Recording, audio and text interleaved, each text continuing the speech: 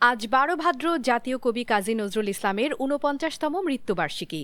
১৯৭৬ সালের এই দিনে ঢাকা মেডিকেল বিশ্ববিদ্যালয় হাসপাতালে তৎকালীন পিজি হাসপাতাল শেষ নিঃশ্বাস ত্যাগ করেন বাংলা সাহিত্যের অন্যতম প্রগতিশীল ও বিদ্রোহী কণ্ঠস্বর।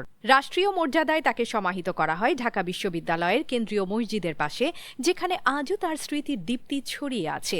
১৩০৬ বঙ্গাব্দের ১১ জ্যৈষ্ঠ পশ্চিমবঙ্গের বর্ধমান জেলার চুরুলিয়া গ্রামে জন্মগ্রহণ করেন এই অনন্য প্রতিভাধর কবি। শৈশবে দুখু মিয়া নামে পরিচিত নজরুলের জীবন ছিল সংগ্রাম মুখর, যা তার সাহিত্য ও সঙ্গীতে বিদ্রোহের সুরে প্রতিফলিত হয়েছে। নজরুল বাংলা ভাষার সাহিত্য, সঙ্গীত, নাটক, প্রবন্ধ, চলচ্চিত্র ও সাংবাদিকতায় রেখে গেছেন অমর স্বাক্ষর।